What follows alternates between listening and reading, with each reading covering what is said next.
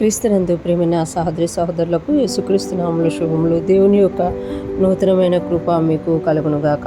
ఈరోజు దేవుడు మనకిచ్చిన మాట సామెతల గ్రంథము 2వ అధ్యాయము 14వ వచనం. కీడు చేయ సంతోషించుదురు, అతి మూర్ఖుల ప్రవర్తన యందు ఉల్లసించుదురు. ఈ మాటలు మనం సామెతల గ్రంథంలో చూసినాము. సామెతల గ్రంథం అంటేనే మనకు అందరికీ తెలుసు, సొలొమోను మహారాజు రాసినట్లుగా మనం చూడగలం. భూమి మీద మహాజ్ఞానిగా మనము సొలొమోను మహారాజు గారిని బైబిల్ గ్రంథంలో చూడగలుగుతాం. దేవుడు అతడికి ఇచ్చిన జ్ఞానమును బట్టి అతడు రాసిన సామెతల్లో అనేకమైన ఉన్న కొన్ని సామెతలు మాత్రమే బైబిల్ గ్రంథంలో పొందుపరచబడి ఉన్నాయన్నమాట. అందులో ఈరోజు చెప్పబడుతున్న మాటలో మనం చూస్తున్నాం కదా, కీడు చేయ సంతోషించుదురు, అతి మూర్ఖుల ప్రవర్తన యందు ఉల్లసించుదురు.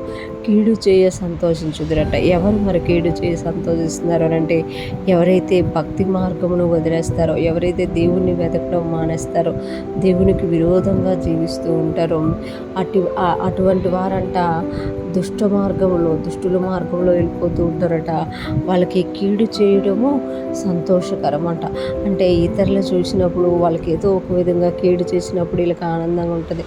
సాతానుడు కూడా కీడు చేస్తున్నప్పుడే వాడికి సంతోషంగా ఉంటుంది. ఎందుకంటే మేలు చేయడం వాడికి రాదు కనుక.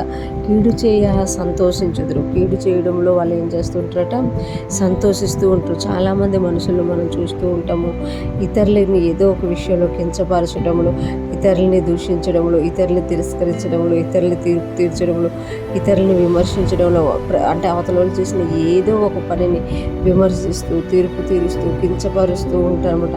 అంటే అవతలోళ్ళు బాధపడితే వీళ్ళు ఆనందించేవారుగా ఉంటారు. కీడు చేయట్లందు సంతోషిస్తారట. ఇంకొక మాట చూసుకుంటే, అతి మూర్ఖుల ప్రవర్తన యందు ఉల్లసించెదరు. మూర్ఖ ప్రవర్తన కాదు, అతి మూర్ఖుల ప్రవర్తన అంట. అంటే మూర్ఖత్వాన్నే భరించడము చాలా కష్టం అన్నమాట.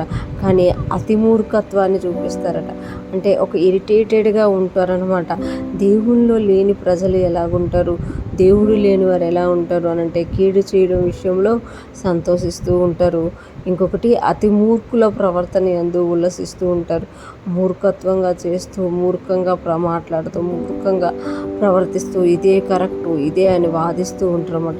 అలాగ వాదిస్తూ ఉండడం వల్ల అతి మూర్ఖుల ప్రవర్తన యందు సంతోషిస్తూ ఉల్లసిస్తూ ఉంటారు. ఇటువంటి వారిని మనం చాలా మందిని మన చుట్టూ రోజు చూస్తూ ఉంటాం. అటువంటి వారిని చూసినప్పుడు ఆ మార్గం నుండి మనం తొలగిపోయి దేవుని సన్నిధిలోకి వెళ్ళిపోవడము, దేవుని యొక్క కృపను పొందుకోవడము మంచిది అని ఈరోజు దేవుడు మనకి తెలియజేస్తున్నారు. అంటే కీడు చేయటి యందు వాళ్ళు సంతోషిస్తూ ఉంటారు, అతి మూర్ఖుల ప్రవర్తన యందు ఉల్లసిస్తూ ఉంటారు. కనుక అటువంటి వాటిని మనం చేసినప్పుడు మనలో నుండి కూడా దైవత్వం అనేది పోతుంటుంది. దేవుని ఎరిగిన ప్రతి ఒక్కరు కూడా మంచి చేయాలి అని ఇష్టపడుతూ ఉంటారు అనమాట. దేవుని ఆత్మ మనకు మంచి చేయడం నేర్పిస్తూ ఉంటుంది. ఈరోజు ఫ్రెష్ ఉంటున్న ప్రతి ఒక్కరూ జ్ఞాపకం చేసుకోవాలి.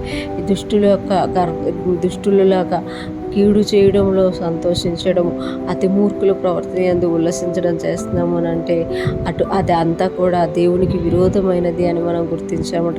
దేవునికి ఇష్టమైనది ఏంటి అని అంటే, దేవుణ్ణి వెతుకుతూ అందరికీ మేలు చేస్తూ దేవునితో జీవించడం దేవునికి ఇష్టమైనది. ఈరోజు ఫ్రెష్ ఉంటున్న ప్రతి ఒక్కరూ కూడా జ్ఞానం లేని వారిలాగా, బుద్ధిహీనుల్లాగా, కీడు చేసే వారంగా, అతి మూర్ఖులు ప్రవర్తించే వారంగా ఉండకుండా దేవునికి ఇష్టమైన వారంగా, దేవునితో నడిచే వారంగా, ఆయన్ని వెతికే వారంగా మనం అందరము ఉందముగాక. అటువంటి గొప్ప కృప మనందరికీ కలుగునుగాక.